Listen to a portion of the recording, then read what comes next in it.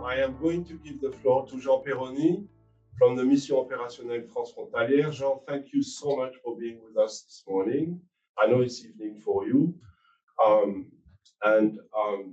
So, as I said earlier, Jean is Director General of the Mission Opérationnelle Transfrontalière. It's the French Agency for Borders. The reason Jean is with us is because his agency manages the largest number of diets in the world, right? Compared to other states. There are states like Canada that think they know so much about borders, but they're actually managing 3 diets. So you have 3 diets. France has 34 diets. I mean, it's a completely different world.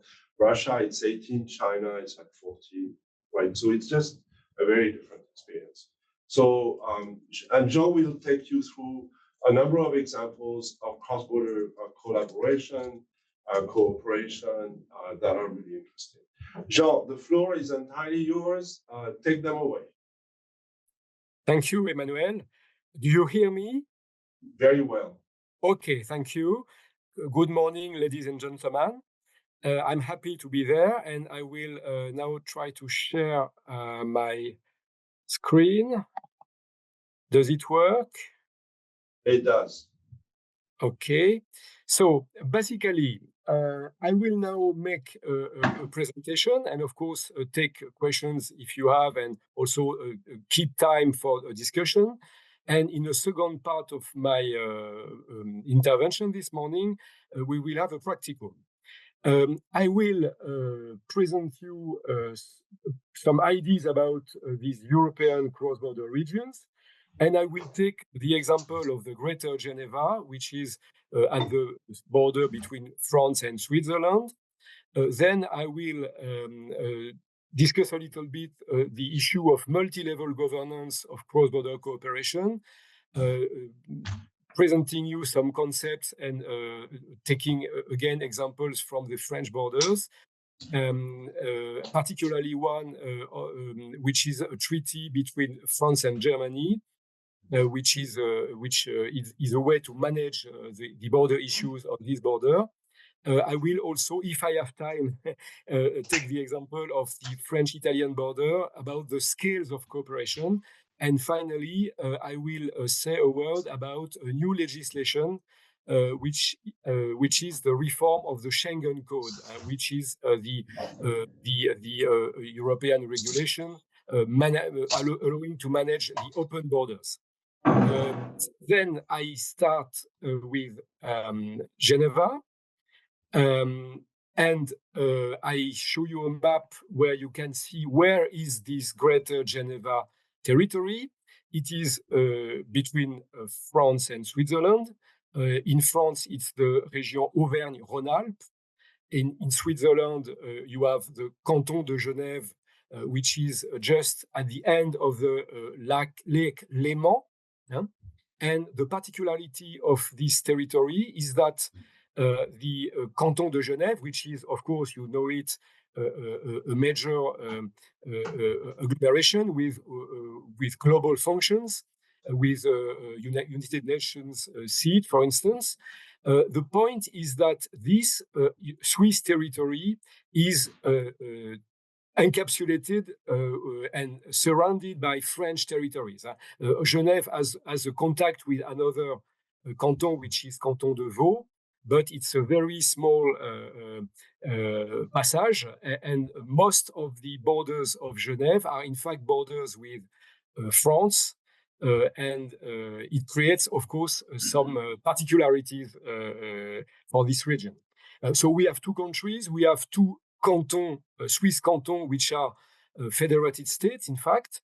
In France is centralized, so we have 2 départements, 1 region, and all in all, it's 2,000 square kilometers. It's more than 200 commune municipalities.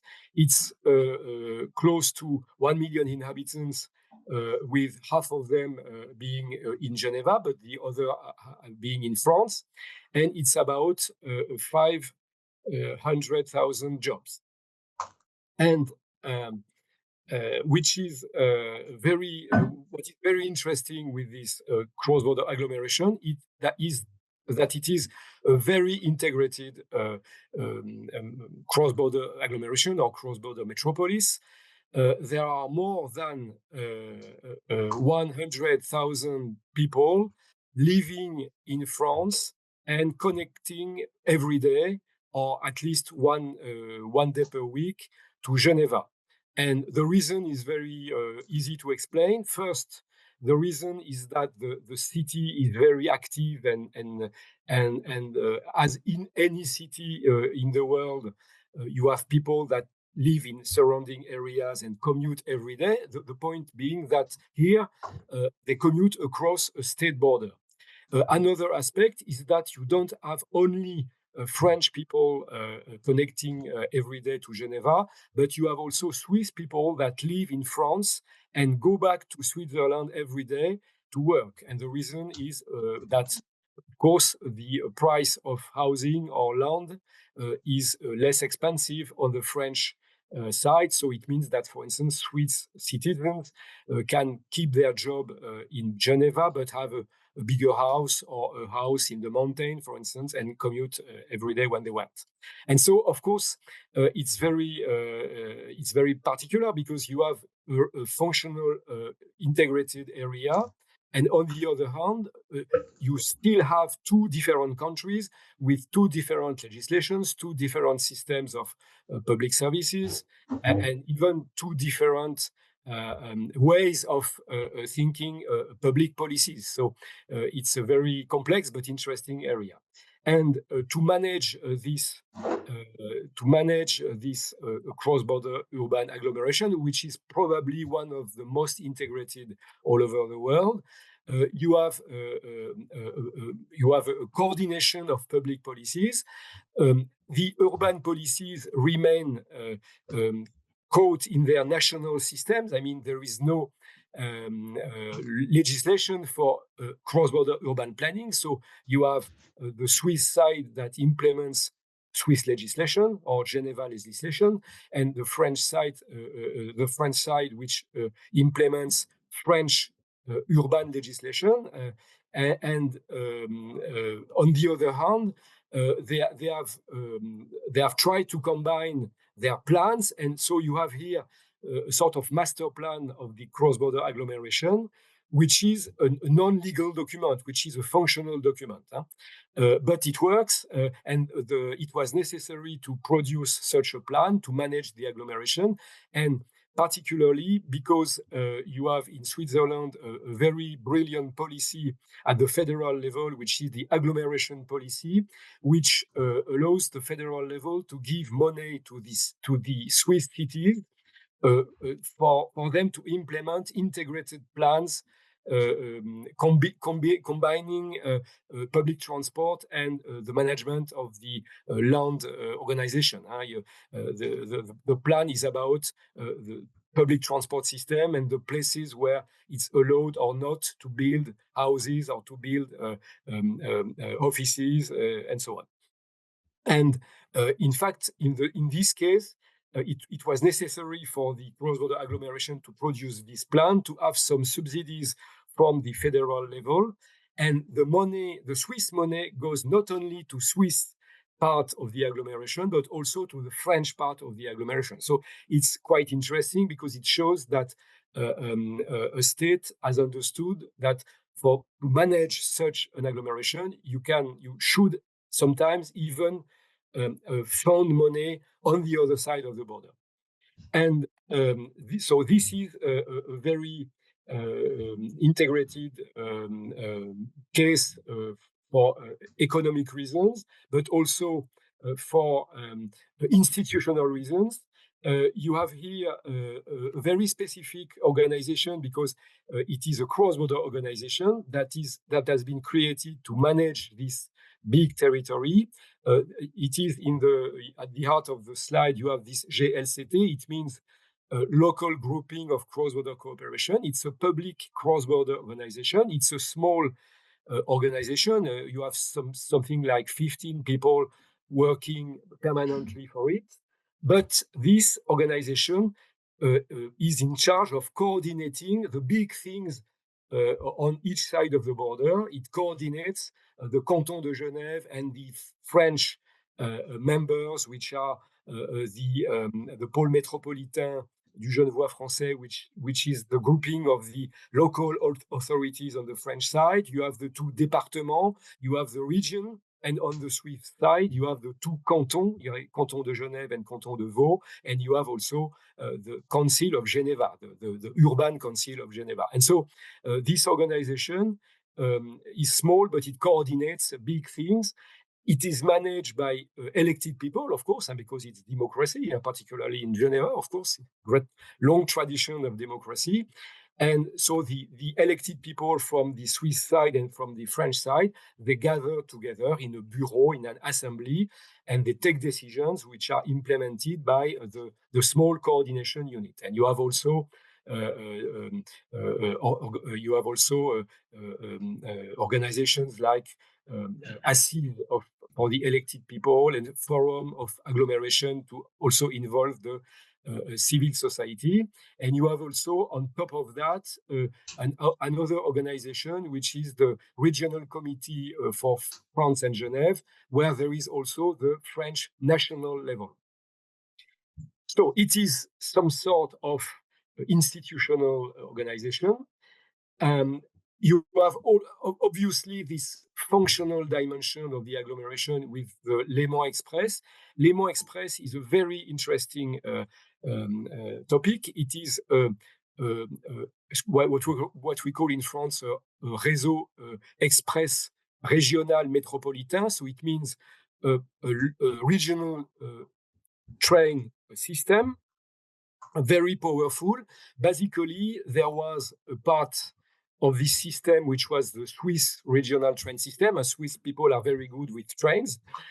On the French side, you had also regional trains, but the two systems were connected through a new infrastructure that was built something like 5 or 10 years ago.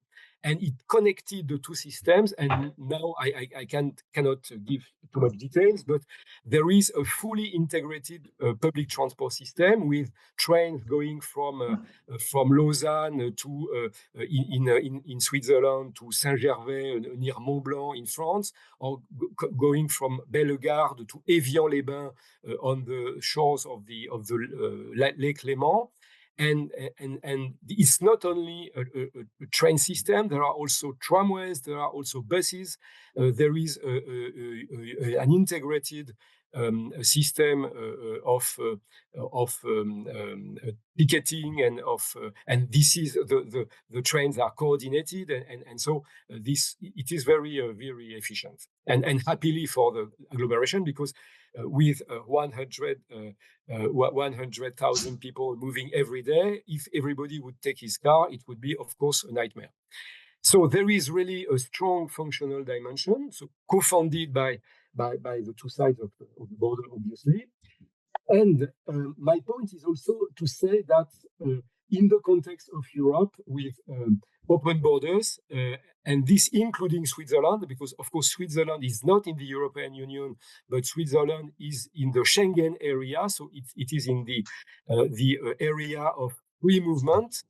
You have really a project of integration, and it's not only about institutions or economy or functions or technical functions. It's also about sharing information. So here you have the idea that it's necessary to have some TV broadcasts to contribute to create some sort of cross-border citizenship.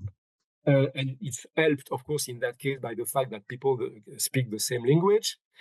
You have also projects funded by the European Union to foster, to develop a common sense of belonging based on the common natural and cultural heritage.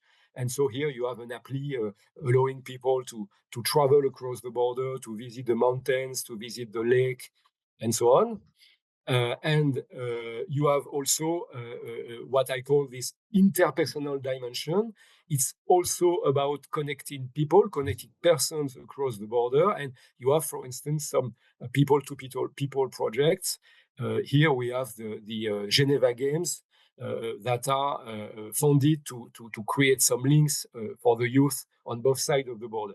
And in fact, it's not only projects. I mean, you have a sort of reality in this region, which is common belonging, but also sometimes bicultural and also people having the two nationalities. Not everybody, of course, but many people have both Swiss and French nationality. And all that makes a system where you have 6 dimensions. I like to refer to these 6 dimensions because they are useful to understand cross-border context, but also to understand the European integration context as such. You have an economic dimension with cross-border workers and consumers. You have a functional dimension with cross-border public services, not only transport. You have also health or other services, institutional with cross-border governance, information with cross-border media, culture, and interpersonal dimension. And this is not only a nice way to present things. In fact, with the COVID crisis, which hit every region in the world, but particularly cross-border regions, we had a sort of counterfactual of this cross-border integration. In this region of Geneva, suddenly cross-border workers were damaged because the mobility was suddenly limited in March 2020, and people couldn't cross the border because it was closed. The users of public service, of cross-border public services, couldn't use them because they were the first to be interrupted. And the people, generally inspired by their common culture, ethic, etc., there was a problem because suddenly the trust was damaged, and people that didn't understand was going on the other side of the border, and they were a little bit frightened by the fact that there was a supposed risk on the other side. And you have also some policemen coming from German-speaking Switzerland, trying to control the people, and it was very, very damageable for the inhabitants. Suddenly, the information was missing. You had people engaged in couples and families, but they couldn't cross the border to see their children or their parents because you had only suddenly the national identity card, and there was no way to cross. And what we call in Europe the European citizenship. We are supposed to be, at least in France, European citizens, but suddenly it has been totally stopped. And it's important to take lessons of that, and it gives sense to the approach, which is the approach of MOT. I will say a word later, but also with ABR. You will hear Martin Guillermo tomorrow or in 2 days. We fight for cross-border living areas and not only border lines. We want to change usual approaches from institutional, vertical, bureaucratic approaches to more functional, open approaches, access to public services maintained also in case of crisis. We need to build cross-border common evidence and trust. This is not obvious because the data system are remain very much caught within domestic systems, and we need to create cross-border information and cross-border knowledge to act within the cross-border agglomeration. And the cross-border governance shows the way. Of course, during the crisis, the institutions were lost a little bit. They had no idea of what to do. And first, the persons reacted. People in the state agencies or people in the municipal services, they had no clear mandate to act during the crisis, but they reacted as persons, but nothing can last without institutions. And there I like to quote Jean Monnet, one of the founding fathers of Europe, who said that nothing is possible without persons, but nothing lasts without institutions. And so these cross-border territories, and Geneva is particularly convincing, I think, are sorts of laboratories of Europe. You may ask questions. I don't see the chat, but please tell me if I have questions in the chat. But otherwise, I will still go on a little bit. I will now tell you about this issue of multi-level governance and explain why it's important to consider not only the local level, but also the national and even the European level. On this slide, you see that we are used to act most of the time in the old classical institutional order of public organizations, which is we have local authorities, sometimes within regions, and they are all in states. And this is this state, the usual legal systems which are controlled by states. But when you are in such cross-border areas, you need to have something else, which is this new functional approach coming from the bottom up, neighborhoods, but cross-border territories, metropolitan areas, and you have also at a wider scale cross-border regions, and and on the top of that you have organizations like Europe with European Union, but also the Council of Europe, which are new things trying to manage functionalities between states. States remain there, and Europe is not a state, it's not a super state. You can quit, you can leave it, as the Brits have done with Brexit. But it's nevertheless something very very important and strong. And at least in Europe, you have sort of the two systems, the institutional one and the more functional one, working together. And we have to combine these. It's not totally easy, but that's it. In Europe, we have 40% of the territory which is close to a border. We have nearly 40 cross-border conurbations. One person among three live in a cross-border area, and you have more than 2 million cross-border workers, 20% of them living in France. And I develop a little bit about this three-level governance. First, we have the local level, which is the most important. We in MOT, we work for these local authorities, working themselves for the inhabitants of these cross-border territories. And somewhere they are like every city or every rural area in the world. You have public services, you have transport systems, but and you have sometimes, not always, a sort of continuity of the urban fabric.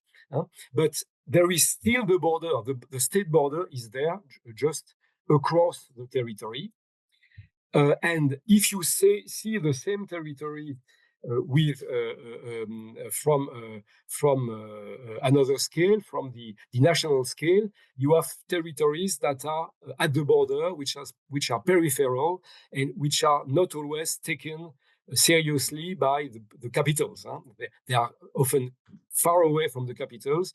You have two systems that turn back on each other at the border. So there is something to be done, of course, and this is where it's important, at least in Europe, to have this third scale, which is the European one, which with the European Union having specific policies, integration, free movement, but also Interreg funding, for instance, that will fund some cross-border developments. And you will hear tomorrow with DG Regio how they manage with these Interreg programs. And so if you take simultaneously the three levels, at local level, on every border, you should have local and regional authorities working together to manage these territories and develop public services, for instance. At the national level, you have or you should have states supporting the local cooperation, but also cooperating in their fields of competencies, because states still have competencies, particularly for borders. They have the competencies of police or security and so on. And they have to coordinate across borders. And at the European level, you have policies that can not only open the borders, single market and so on, but also take more account of these cross-border regions and try to focus their policies also on these territories. It seems obvious, but it's not obvious. For instance, if you take the policy of transport of Europe, it has been very soon developed about high-speed trains all over Europe, or a common sky for the planes. But 10 or 15 years ago, we were going to Brussels to discuss about our needs in the border regions. And we said, well, we also need to have cross-border buses or cross-border tramways. And there was absolutely no idea in Brussels that tramways could be cross-border. And now we have more acknowledgements of that within the Commission. But Ricardo tomorrow will tell you about that. And so Europe is very important for us. And so it gives me an opportunity to explain a little bit why MOT exists. In fact, MOT is, as Emmanuel explained, an agency funded mainly by public money. From local level, our more than 19 members on French borders, French or non-French, and sometimes cross-border groupings on all French borders, terrestrial and maritime. Some also in outermost, what we call in Europe, outermost regions, like Guyane in South America or in the Caribbean. But Emmanuel, I don't work on the 40 or something like that diads of France in the world. MOT mainly works on the borders around France, as it is shown on this map. And it is also necessary to work at the national level. This is why we are supported by some national ministries like Foreign Affairs Ministry, Ministry of Cohesion of Territories, and a number of agencies. And so this is important for us because we also lobby them, and they use us to monitor and to facilitate this cross-border cooperation. And we also work very much at the European level with the European Commission, with the Parliament, with the Committee of the Regions, and with sister organizations like the ABR. So you will hear from Martin Guillermo. So it's very important, of course, to work at the European level, because we have to think together to improve the European policies. And we can also share experiences. Every of these border is original and creates new developments, and it's very interesting to exchange within Europe, but also at a more global level. And thank you, Emmanuel, with BIG. It's also very interesting to work with other borders in the world and with both practitioners and academics. I think I can still take a little time to go a little bit further. Please tell me if there are questions. I don't see them with my screen. I would like to say a word about a new development between France and Germany. It's the Treaty of Aachen that has been signed in 2019. There was previously a Treaty of Élysée in 1963 that had been signed by Charles de Gaulle and Konrad Adenauer, which was a treaty of reconciliation after the Second World War between France and Germany. This treaty had created a number of cooperation organizations. It's very efficient, but there was nothing about nothing about local authorities. And in this new treaty, one of the chapters is dedicated to the local cross-border cooperation. And in this chapter, the two countries agreed to give appropriate competencies, dedicated resources, and accelerated procedures to local authorities and to Euro districts. Euro districts, they are the label on this border of cross-border organizations that are local, and you have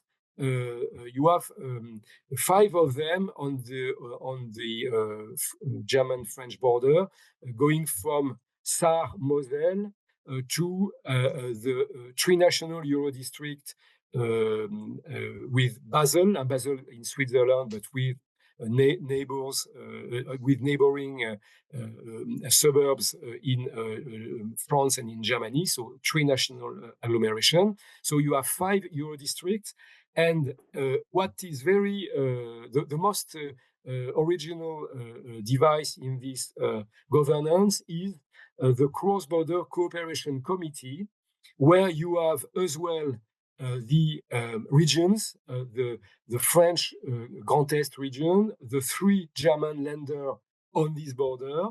You have also the French département, you have Strasbourg, you have the Euro districts, which are the cross-border organizations, and you have also the 2 states at the national level, that's to say Berlin and Paris, and you have members of the 2 parliaments, the members of the French parliament and members of the German parliament. So it is very much multi-level, and this is interesting because it creates a new scene. This didn't exist before. You had these Euro districts with local authorities or Euro regions, but there you have the different levels, and the idea is that this committee contributes to the coordination of the policies, to the observation, to the monitoring, and to monitor the obstacles. And this I want to insist on. When you create cross-border public transport or cross-border hospital or sewage systems, etc., in fact, you always meet obstacles because the national systems are really back to back on the border, and sometimes the local authorities have the possibilities to solve the obstacles within their own competencies, but sometimes they really need to go back to the capitals and sometimes even to the European level. And so it's interesting and important to have a sort of bottom-up multi-level governance. And of course, the committee is not that old, so you cannot say it has made miracles, but at least it has created a new scene where the obstacles can be brought by the local authorities, and the members of parliament are supposed to hear them and to go back to the national parliaments and to try to have a sort of process of improving the legislation process. And what is interesting is that first, on French borders, similar treaties have been signed with Italy and with Spain, and even there is a draft European regulation that would sort of generalize this approach. I guess probably Ricardo will tell you tomorrow. As a regulation that would create a framework, a European framework that could be used by border stakeholders to have their problems taken into account by the country, by the different states and by the European Union. I will perhaps shortly take the example of the French-Italian border to show you something about scales. I have there a map of this border between France and Italy in the region of Nice, which is a French metropole close to the border. And being at the border in the mountainous area, you have also just beside Nice, you have Monaco, which is a city-state. So you have, in fact, 3 countries, one of them very small. And you have, in this region, a sort of common functional area on the seashore, going from French Côte d'Azur to Italian Riviera, from Cannes and Nice to Sanremo and towards Genova. And you have, so this is a rather integrated linear agglomeration. And you have also Monaco, which is a small thing, but which attracts cross-border workers from France and also from Italy. And you have a metropole of 500,000 inhabitants, but the functional urban area is around 1 million inhabitants. And so far, you have a weak governance. You have agreements between the authorities, but not really an organized governance like we have on the French-German border. And this is why they have MOT helped them to build a strategy which is called a schéma de coopération transfrontalière. And what is interesting is the idea of different scales. You have a local scale on the seashore and in the mountain. You have a regional scale, which is intermetropolitan with Torino and Genova, and you have a macro-regional scale. So I develop a little bit. At the local scale of the seashore, you have problems like physical access, transport, but also trying to have a shared vision of opportunities on the 3 sides of the border: job opportunities, service opportunities. The idea also that you can create a more integrated economy and complementarities, and also the idea that you have common challenges such as natural risks, forest fires, also catastrophic flooding, and there is even a cross-border river there, the Roya, and it's good to have common management of risks and common answer to risk also in case of catastrophes. There is a second scale. There is also the proximity in the mountain, but I don't develop that. There is also a second scale, which we might call rather a regional scale. You have Nice and Monaco, and you have also Genova, which is a big Italian port, and you have Torino, which is, of course, a big industrial city. And these 3 cities, they might work more together because there are some economic complementarities. There are also possible synergies between universities, for instance. And at this scale, you can work on innovation, education and research. And there is also the proximity of Monaco, which is a very specific thing. And finally, you have when you are in Nice, you are also you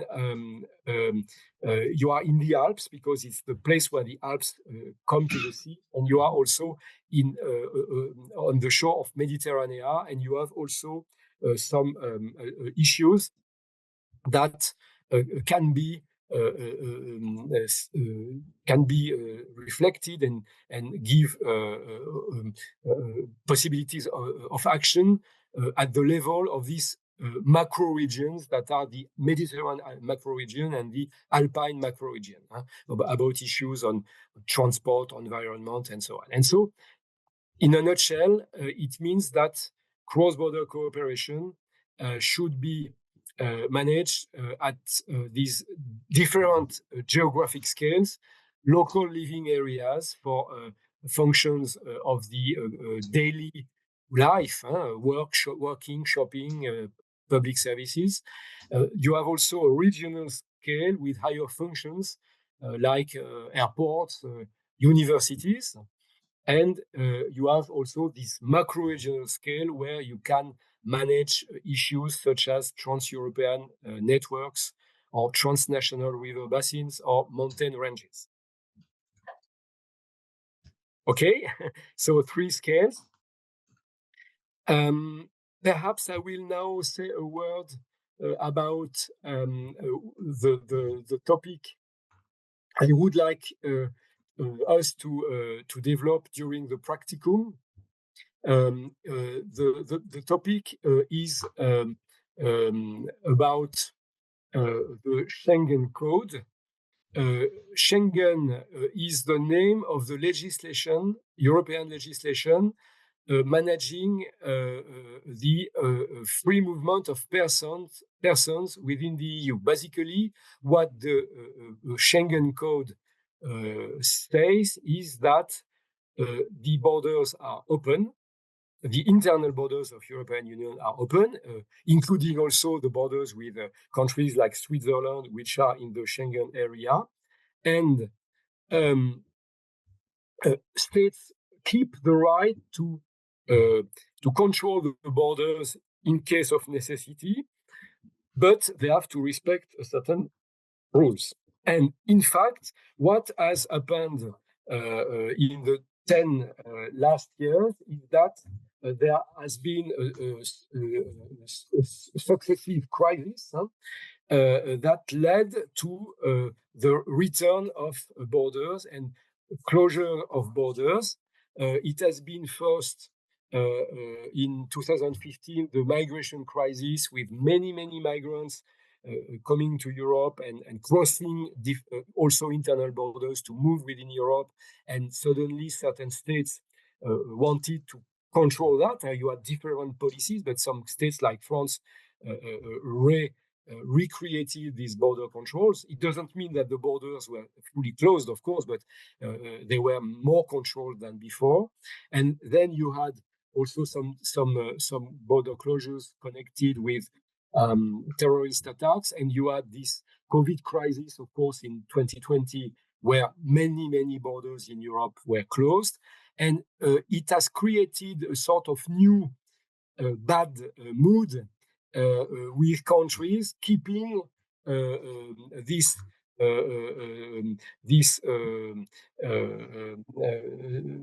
exception regime that based on the Schengen Code, they kept this control, and there was no, of course, again, the borders, many of the borders remained partially open, but it was not the fully open border system. And this is why Europe wanted to legislate.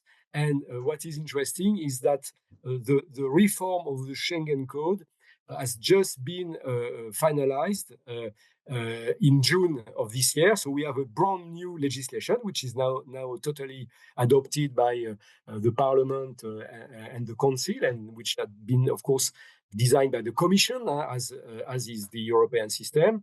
And what is interesting, and I will propose you to think a little bit about that, what is new is that this legislation says, so there I quote the legislation, the member states should pay particular attention and assess the likely impact of border control at internal borders on movement of persons and on the functioning of the cross-border regions, I quote, and it says that measures should ensure the uninterrupted functioning of the single market and safeguarding the interest of cross-border regions and twin cities, including, for instance, authorizations and derogations for the inhabitants of cross-border regions. So it's the first time that cross-border regions are taken into account in mainstream European legislation.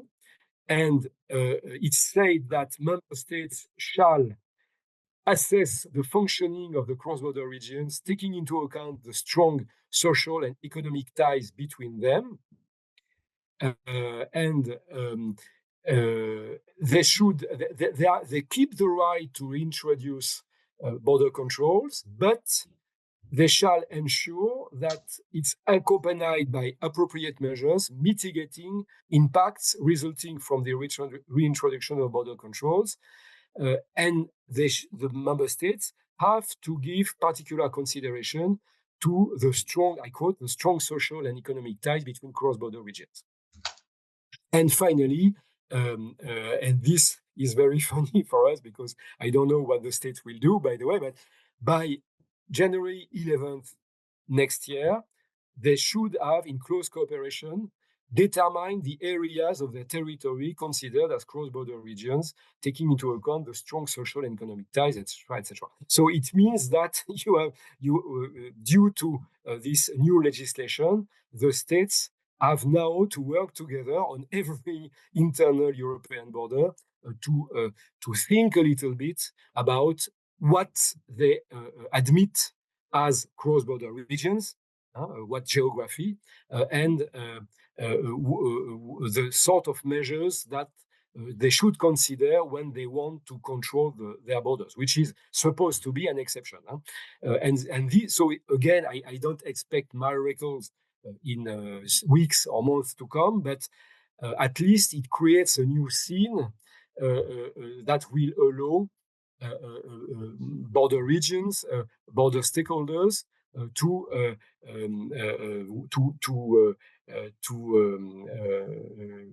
say to states, well, there you don't respect us, and you will have a sort of political discussion that will be monitored by the European Union, because all that is European legislation. So I think that we have now something like 10 or 15 minutes for questions. And I will also explain the practical, which will be on this topic of the new Schengen Code. I stop there. Do you have questions? I have a question. Please. Please, take the floor. Do you know? Please speak loud, because I hear Emmanuel very well, but not necessarily the other people around the table. I hear you. I listen to you. Thank you. My question is, do you know of any evidence that cross-border regions have special characteristics, such as higher innovation or other industrial benefits? This is a very good question. I think that I would say yes and no. I mean, this is an issue that is, I would say, not that much explored in Europe. You have many studies about cross-border working or cross-border risks or environmental management and so on. Very often people consider that innovation and economy is a sort of competitive game between regions, between countries, and supposed to be a win-win game at the European level. But there are not so much studies about, for instance, cross-border innovation. There is one study, if you want to have evidence, there is one study that has been developed by OECD something like 10 years ago. I could find the reference if you wish. And this study shows that in a number of regions in the center of Europe, I would say very much between Benelux countries and Nordic countries, which are very, very much integrated. So it means between Belgium and Netherlands and Germany, or between Denmark and Sweden and Germany. You have more than elsewhere. Universities that cooperate together. You have firms that I don't speak there of transnational firms who act in any case all over the world, but SMEs, for instance, they can benefit very. They are more locally rooted, and they can benefit from cross-border cooperation, taking some innovation on the other side of the border, for instance, and this exists on borders like those I quoted. But there are also many other borders in Europe, in the south or in the east, where this is much less developed. So very often in Europe, we feel that. Of course, I wouldn't say that every border region is underprivileged. Some are and some are not, but in any case, there is a potential that is not tapped. And I think that the raison d'être of Interreg is not only to diminish the lack of cohesion, I would say, to create to cover the gaps between regional development, but it's also very much about improving the single market. We have the overall European single market, but single market also happens in cross-border regions, or could happen in cross-border regions. I don't know if I answered your question. Yes, thank you. So Jean, we have two comments from Faith Matange, and I am going to give the floor to Faith if okay. I can read the chat, but yes. Yeah, it's in the chat, but Faith, please take the floor and raise your question, and if you don't have good sound, I'll read your question and comment. You can unmute, you can put the video on, Faith, and then come up to ask the question directly. Thank you. Okay, thank you very much for giving me the floor. I was just wondering where we have, for example, France and Switzerland, we have state parties, the state agencies represented in those borders. Is there a regulation or some administrative procedures that guide on how will these, who takes the lead if you are to form a cross-border cooperation committee? Why I ask this is that, for example, in the East African community, we found that there was so many partner government agencies at the borders, and sometimes this would cause some confusion in terms of who takes the lead in what. And eventually the governments, the East African community heads of states had to give guidance on the state party that needed to take the lead in terms of border cooperation. Thank you. Yes, I'm not sure to have understood everything. I got that your question is about environment and shared resources, and you were addressing a little bit the French-Swiss border. Am I right?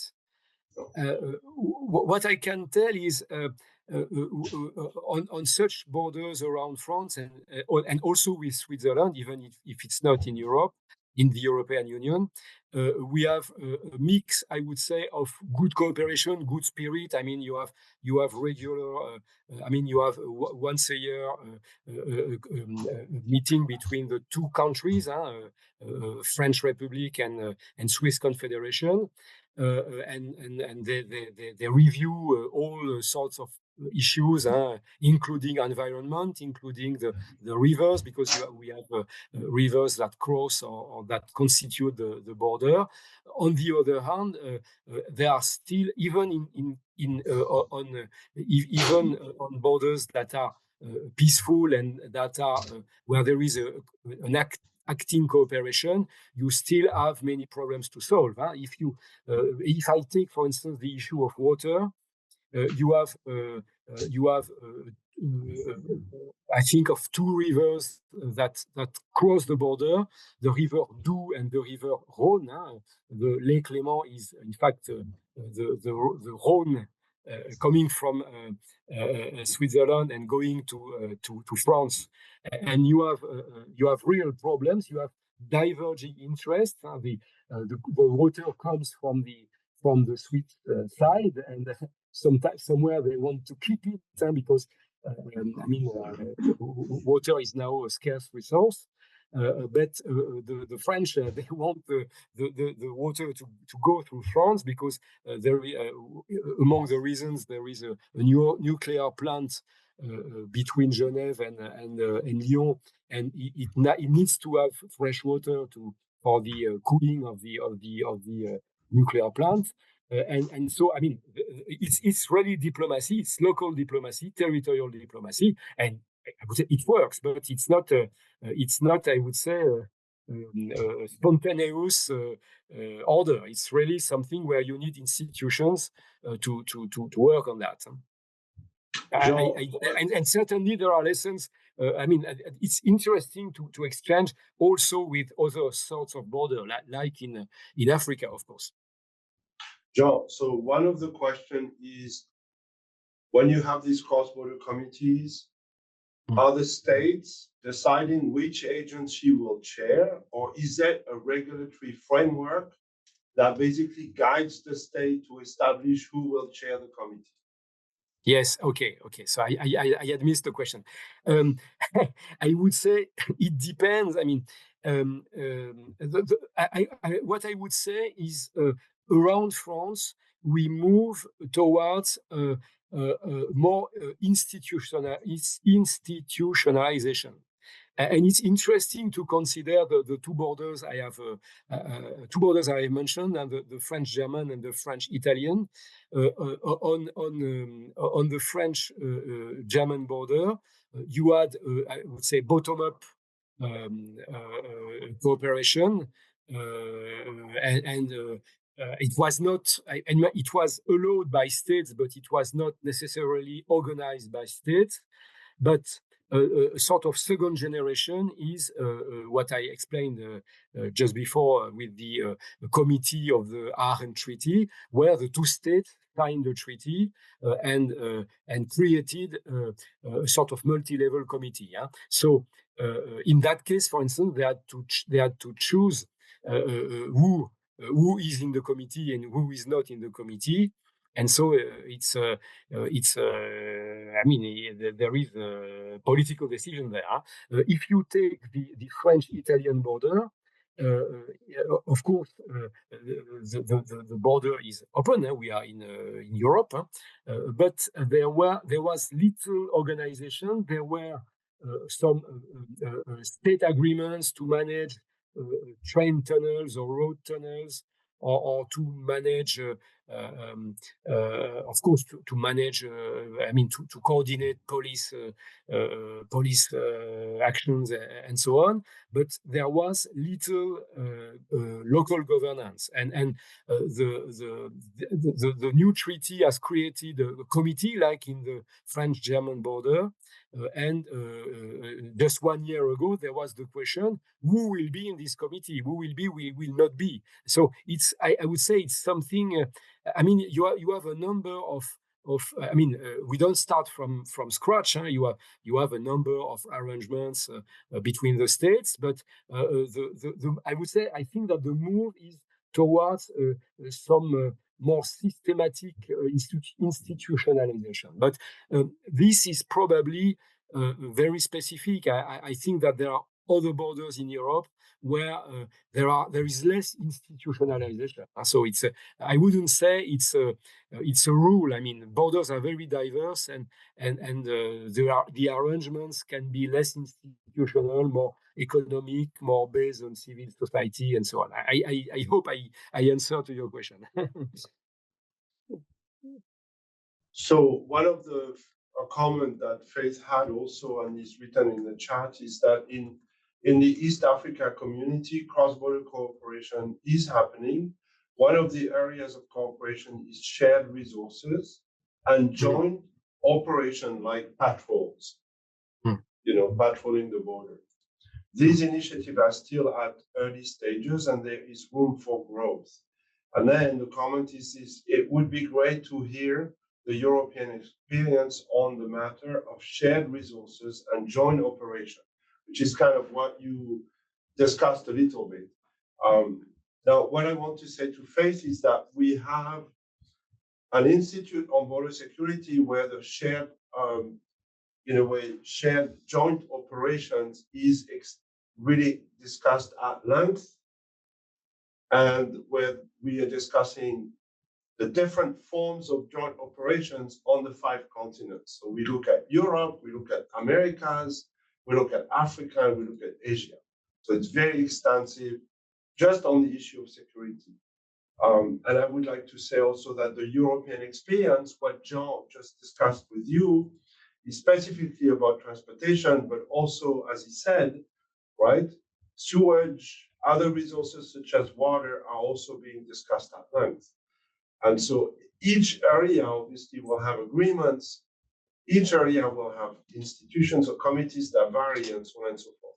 Jean, maybe you want to add to this, obviously, to come back to some of the things you said, just to illustrate a bit more than what I can say, generally speaking. I don't know. I mean, what is fascinating is that again, every border is unique because every border is a single case of I would say. You have very diverse physical patterns. You have as well big agglomerations crossing borders or natural areas on the other hand, or mixed of that. And you have also the fact that you have, of course, different countries and often different languages, but also very often local languages crossing the border. So you have all sorts of cases, and you have also the political contrasts between, particularly true in France, where we have a traditionally centralized state neighboring rather big state, I would say, neighboring either smaller states like Luxembourg or I don't speak of Monaco or Andorre, which are very, very small, but and you have also another big country, which is Germany, but which is a federal. So it's very different organization, it's very different administrative cultures, and it's always a mix of difficulties and potential, because diversity is also very it's also an asset. It might seem a paradox, but Europe is very much made of contrasts that can be sometimes difficulty, but that are also a resource for innovation. And so, well, every border is really specific, but on the other hand, I mean, the common thing is that multi-level necessity, and the common thing is also the need to really build something new, which is this cross-border governance. And so this is where all continents have to learn from other continents. So, Jean, we have another question from Tatiana Siav Kundu. Tatiana, if you want to take the floor, please turn your camera on and microphone on, and you can read or you can just comment on your question. Otherwise, I'll take it from the chat.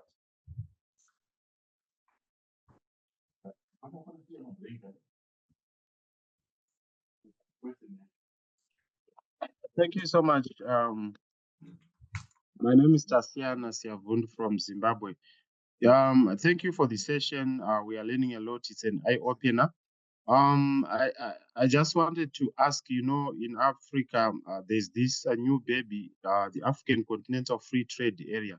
So there has been much speculation about its possible future benefits and sometimes downsides. So I just want to hear your views as experts on what we can expect as Africa as you draw lessons from other free trade areas and related institutions from across the world. Thank you so much. Well, the question is challenging for me because I am not an expert in Africa. I have some experience because we have been in Emotive. We have been called sometimes to work mostly in Western Africa, which is, as you know, we are absolutely sure that it's a promising area for cooperation. But on the other hand, it's difficult for the moment, as you know. But I remember to have worked for ECOWAS, who has a department in charge of cross-border cooperation and regional integration. My feeling is that there is much potential, but as you know, there are just right now difficulties between the ECOWAS and the new Sahel organization. So I am really not an expert. In fact, I think that Emmanuel or colleagues in the big network are much more experts than me. But I am sure that African borders and European borders have much more in common that people might think, because again, the potential is with cooperation, the potential is with the open border, and the potential is within multi-level cooperation. But it's difficult for me to be very sharp on that. Perhaps Emmanuel has more appropriate answers to your question. Tatiana, I can add one thing. We are working actually with Onome, who's here in the room with me. We have a small team working at cross-border cooperation. We're looking at the development of infrastructures across dyads all over the world. And we've done most of Latin America, we've done parts of Africa. And so we have a sense of what are the regional level, right? So the continental level, to speak of a region that is the whole continent. So what is Africa doing, or what is Latin America doing? And one of the things that I think is really important is that the cross-regional organizations are now fully aware of the economic potential of cross-border trade within the continents. Yet Africa and Latin America are the two continents where trade within the continent is the least developed in the world, right? North America, for instance, when you look at the trade patterns between Mexico, the US, and Canada, globally speaking, these three states trade much more with each other than they trade with the rest of the world. It's actually right now it's about 50%, right? So they're at 52 or 54%. Basically of the trade. So their wealth comes from trading with each other. In Europe, it's higher. It's closer to 65%. And in some regions of Asia, like the Mekong watershed, which has 8 states together with China on one side and Malaysia on the other side, it's a little higher again. It's closer to 70%. In both Africa and Latin America, that trading pattern is much closer to 10%. So there is tremendous growth potential on those continents in terms of. So there is this appeal, obviously. The whole issue which Jean is tackling about Europe, right, is to develop the infrastructures which at the local level allow for that. All of us know very well that Europe is a successful, in a way, partnership across states. Right, the member states of the European Union, the 27 states that partner at the European level, at the level of the European Union, are a nice demonstration of this. But the whole issue, which I think is really interesting in Jean's lecture, is how do you do this at the local level across one diet? And what Jean just told us, which I think is really, really important lesson, right, is that you basically have to cater to each cross-border diet. Every diet will have, and depending on the size of the diet, it can be a local region, right? It could be a municipality, it could be a bunch of municipalities, it can be an urban region across a border. But that's where the potential is. And so the example that Jean gives us on developing infrastructures, for instance, and the ability to manage, like in Geneva, right on the French-Swiss border, you discover the complexity of developing a train line. It sounds like simple, but it's a local train that carries almost hundreds of thousands of people every day and is administered by the cross-border partnership. So it's really important to see this. It's not just state to state. It's also what happens at the local level. I don't want to take more time from Jean, but we have other institutes where you can discover some of these issues, right? So if you look at some of the elective institutes that we have, or if you are really interested in more mobility, human mobility, you can take that one, or the one on trade and custom really discusses those issues quite a bit, right? Because customs and trade are kind of the privy of the states, right? States have always collected custom ever since we created, small kingdoms. They've always wanted to collect custom, and empires obviously have collected custom duties for as long as they've been empire around the world. So it's kind of interesting to come back to basics.